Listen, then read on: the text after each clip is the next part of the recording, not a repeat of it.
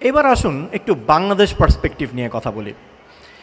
আমাদের ভোক্তা অধিকার সংরক্ষণ মন্ত্রণালয় অধিদপ্তরের ডিজি মহোদয় একটা অনুষ্ঠানে বলেছেন, বাংলাদেশের মার্কেটে নিম্নমানের কসমেটিক্সের সয়লাভ হয়ে গেছে এবং আমাদের দেশের জনগণ এই কসমেটিক্স ব্যবহার করে নানা রকম রোগে শোকে ভুগে সেগুলোর চিকিৎসা করাতে গিয়ে সর্বশান্ত হারাচ্ছেন।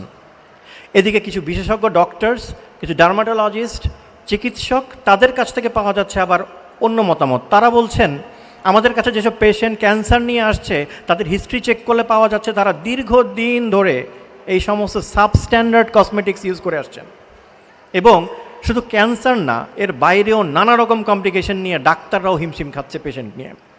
এগুলো সবই হচ্ছে তথ্য, আমার বানানো কোনো উপাত্ত নয়, ডেইলি স্টার এবং ঢাকা ট্রিবিউনের নিউজ।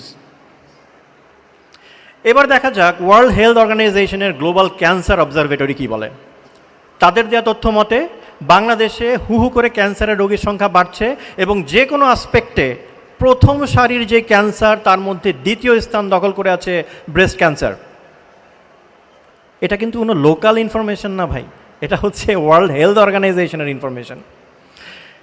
এখন এই ব্রেস্ট ক্যান্সার আসলে কাদের হয় এটা না হয় আমরা একটু খুঁজে বের করার চেষ্টা করব, কিন্তু বর্তমানের যে প্রেক্ষিত আমরা কোন ধরনের ডিজিজ খুব ফ্রিকোয়েন্টলি দেখছি যেটা আমাদেরকে অবাক করছে। একটা গল্প আমি সবাইকেই বলি।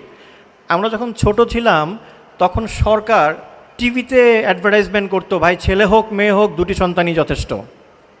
গত কয়েক দশকে চিত্রটা উল্টে গিয়ে যা হয়েছে, এখন দম্পতিদের আসলে সন্তান আসে না। একটা ছোট্ট মুখ দেখার জন্য তারা সর্বস্ব বিক্রি করে দিয়ে হলো দেশান্তরী হচ্ছে।